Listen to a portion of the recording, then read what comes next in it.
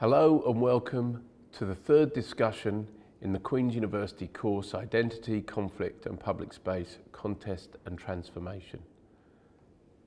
My name's Dr. Dominic Bryan and I'm the Director of the Institute of Irish Studies. With me are three colleagues, a sociologist, an anthropologist and a social psychologist.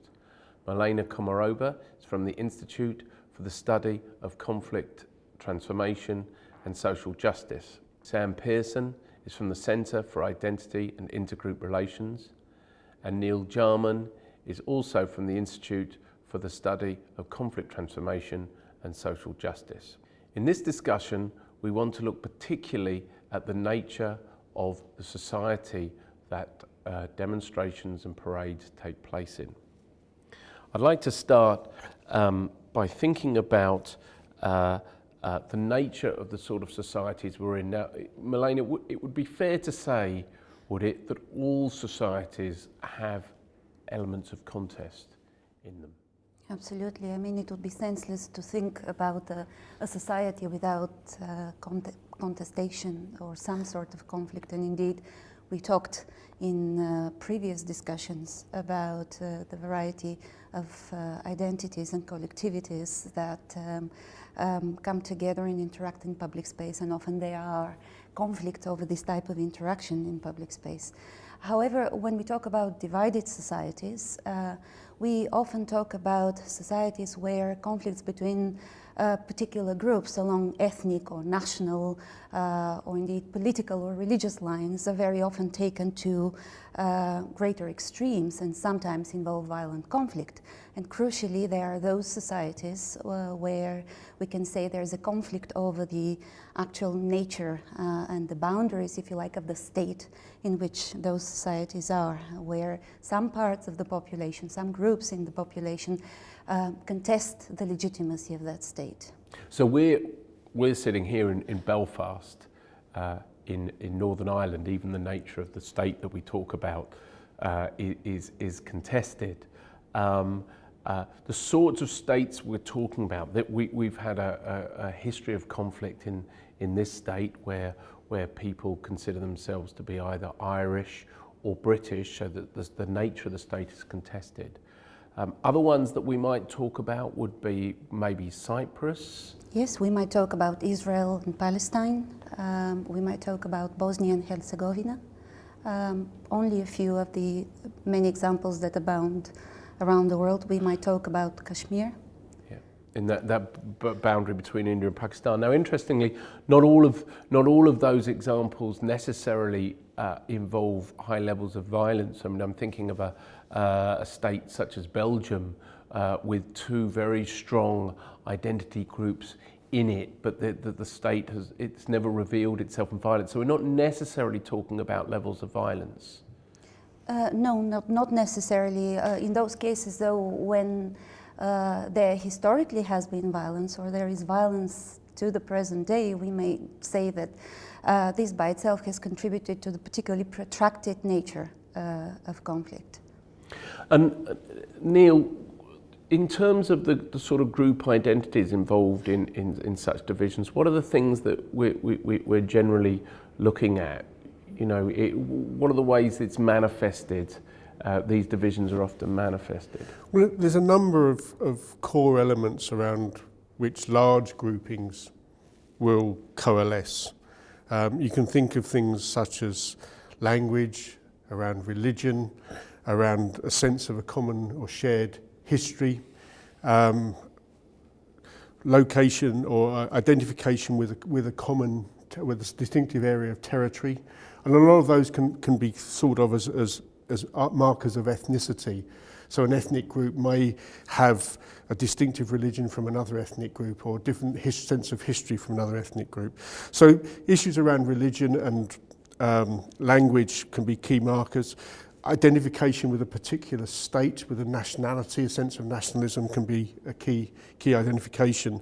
And sometimes states can shift and can move, so people, as for example in the example you gave of Belgium, that some people feel more associated with the French state to the south as opposed to the Dutch state to the north. So contested nationalities can be factors, but often lots of things mixed in together and layered on top of one another to make it a sense of distinctiveness. Sometimes the distinctiveness is fairly it seemed to be fairly dormant for a long period of time, as we saw within somewhere like former Yugoslavia, or the division between Czechoslovakia or the Czech Republic and Slovakia, or the current disputes between the English and the Scots, which is an example of divisions within the United Kingdom of contested nature. Yeah, it's important to say when we talk about these divided societies, I mean there's a sort of list of names around the world that tend to come up, but it's important to say that all states tend to have issues. I mean, you can look at both the United Kingdom and Spain as another obvious example where the nature of the state it can be contested. And the United Kingdom itself could fall apart if the Scots decide to. Well, you see tensions in somewhere like Canada over one community which has its allegiance in or based around the French language and its French history, and another associated with its English history. So there's a number of fault lines which can be identified. I think, though, as Milena was saying, a lot of the issues are when the state is seen to come down to favour one community as against the other and identified with one community. So that's when you really start to move from a contested or divided to a really potentially violent society. And we have to, as Milena again said, we have to recognise that conflict and contestation will exist in all contexts. The problem is not the contest, it's the violent nature of any contest that becomes problematic. And the ability of the state to either manage it or in fact manifest the violence. I mean, it is often the state itself which is which actually perpetrates the violence. Yes. I suppose it's worth, on that point, it's worth adding that, we've talked about contestation, which is relatively violent and obvious, contestation where it's not so much. And I suppose part of that is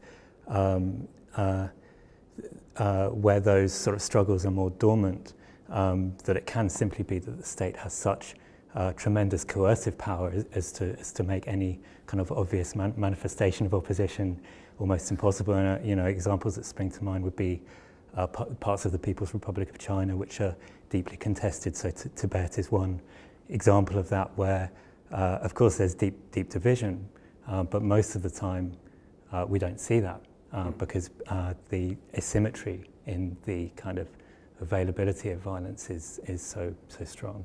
Yeah, and you will have seen, I mean, classic examples of that. Would it also include South Africa in a period of time, how the nature of the state, the state there has changed, and the state's utilisation of violence, indeed in a sense, its power to control that public arena becomes all important.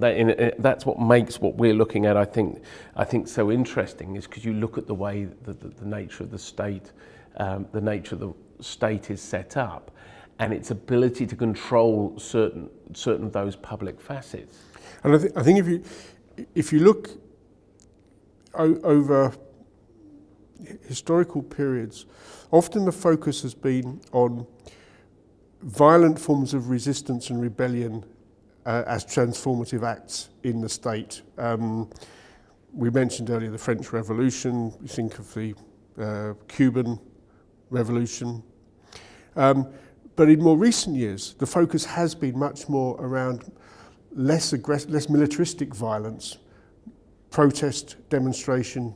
You look at the starting really, I suppose, in recent years with the fall of the Berlin Wall, of the collapse of the Soviet Union and the power in the Eastern Europe, which has been around mobilisation of protest, mobilisation of people who've said, we reject the state, we don't accept it, and to some extent we have to recognise that the state does rely on the acknowledgement of the people, that people have to agree to the state, and it's when people disagree with the state fundamentally, the state loses its authority.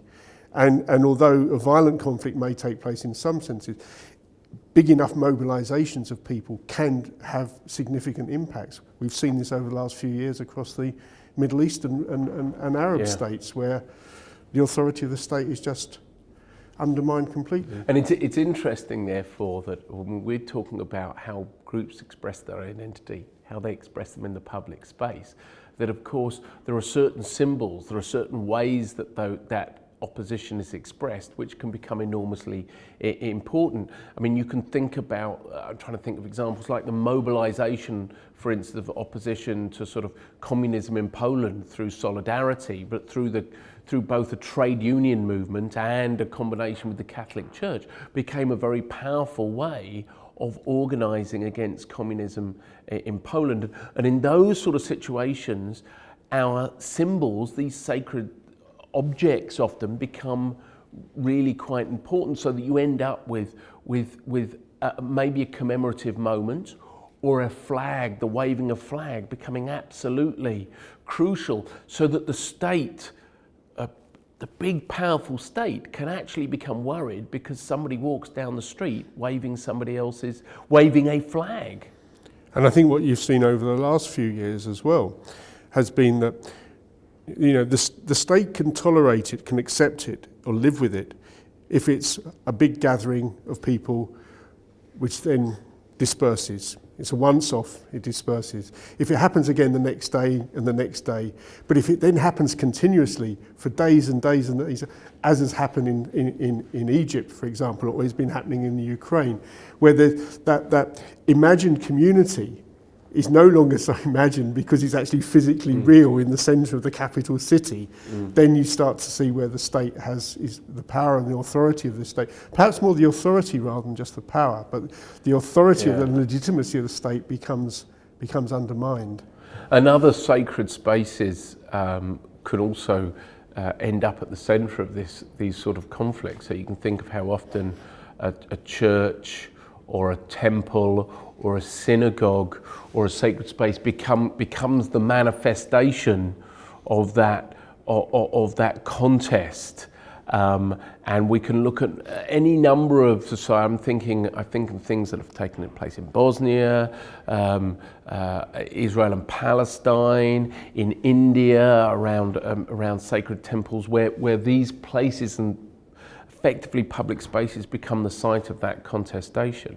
Well, particularly when they're claimed by different religious factions. So, I mean, there's the example of India, where you know, the Ayodhya site, which is contested over whether it's a sacred Hindu place, whether before that it was a mosque, and before that and so forth. So I guess there are two things there. One is that religious places are sites where people gather together in numbers, and therefore there's a potential for challenge in that way, and then the other that has to do with different claims over that ownership of that place.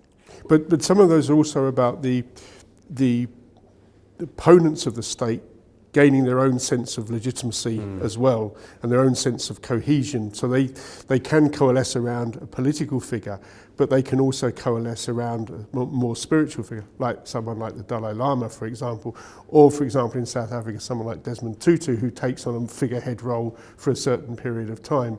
So that the spiritual spaces, the churches and stuff, can become alternative. Or statues, or a commemoration, or some site in a particular space. I mean, after the state of Northern Ireland was set up in 1921 and remained a part of the United Kingdom, and the rest of Ireland became an independent state, the authorities in Northern Ireland felt very threatened by the very waving of the flag of the Irish Republic. So the very waving of the neighbour's national flag by people who felt themselves to be Irish and nationalists in Northern Ireland came a threat, until they even produced legislation in Northern Ireland that effectively stopped people waving a flag which was not seen as legitimate.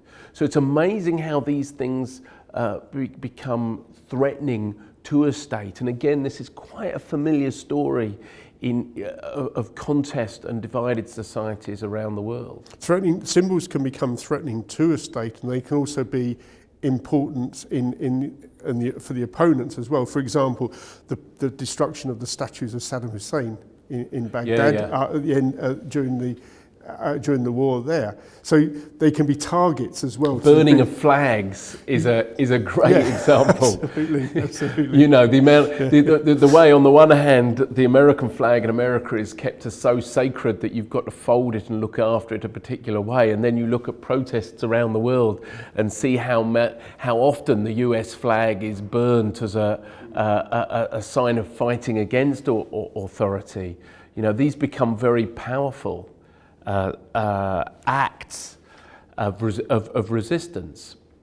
One of the things that strikes me that we tend to talk about in this is we're talking about urban centres very often. Milena, why is it so often that this is about conflict in the urban arena? I mean, we know rural areas are important as well. Why is it so often in the urban arena? Well, on the one hand, I mean, if you look about it in a general sense, we live in a world that is increasingly globalized and globalizing. I mean, we are already in a situation where most of the population, more than half of the population of the Earth lives in urban centers, and according to various projections, very soon, within the next couple of decades, will probably be, on average, obviously that process will differ around the world, close to, you know, around 70% of the world population living in urban centers. So this is one kind of general and basic explanation. Another has to do with the variety and intensity of urban life, and the variety and intensity of if you like, of urban material infrastructures that allow for particularly intense interactions between varied kinds of populations and groups in the city. Cities are also increasingly economically important. They have become, in many senses, seen as independent from the state economically centers. So cities are always going to attract that attention and be vital to the economic viability of states and the populations in them. There's also a purely political reason. I mean, we mentioned already that cities are often the seats, especially if we're talking about capital cities, where a variety of centers of administrative and political power are concentrated. Not to mention then, again, talking about capital cities, that they have a huge symbolic importance. They're symbolic. It's amazing how often we keep coming back to that symbolic significance. Even states that were set up where you've got two big cities that couldn't agree on who was going to be the capital, and you end up with another city having to take that position. And then, of course, urban space becomes directly implicated in the conflicts in those cases which we mentioned, where we talk about ethno-nationally divided societies, where the boundaries of the state are in some sense contested, where urban space and boundaries in the everyday, in the urban space, become proxies in some sense for those state boundaries.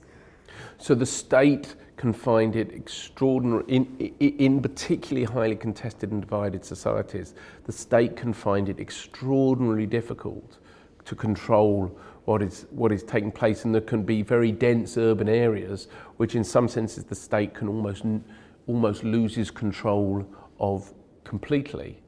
I mean, in the city that we live in Belfast, it's marked by people flying different national flags, either the British flag for those people who have a British identity, or the Irish tricolour for those that people have an Irish identity. And it's interesting that here the state finds it very difficult to intervene and take down either of those flags. Yes, and these are spaces where, through a combination of a historical experience, often experience of violence, and a certain identification with those spaces, as it happens in most cities. I mean, we've talked about the link between identity and space, but also present experiences in everyday life of conflict, continuing violence sometimes, mean that actually we are talking about territories. Creating that symbolic landscape. Creating that historic landscape, symbolic landscape, where effectively for parts of the population and sometimes the state, those areas become no-go areas, you know, for other groups. Well, the sheer scale of some cities means that you can have spaces that are controlled by the state and other spaces within the same city which the state cannot control. So they become countervailing power bases for the two groups. Yeah. It's extraordinary, and you can think of cities with that sort of, when you think of the bridge at Mostar. You know, as someone, I've never even visited that place, but in the conflict in Bosnia, those sort of symbols became highly evocative and remain a sort of symbol of the divisions and the potential unity between the peoples that live in Bosnia. In the third of our discussions, we've looked particularly at divided societies. Now, all societies have contest in them, all societies have division. However, certain societies have more fundamental divisions which can often be threatening to the state and in fact are often fostered by the state. So we've been looking at particular examples and discussing particular examples of states which have specific difficulties in managing the public sphere. We're sitting in a state like that in Northern Ireland, which is what is of so much interest to us, and how that state then manages the public arena around it. Now, what's also important is that conflict often takes place in cities. Cities have a particular role in states, and managing dense urban areas is a particular difficulty to the state. So what we want to do in the next half of the course is we want to look at the nature of particular conflicts and see in what ways those conflicts can be managed and potentially transformed to create more peaceful societies.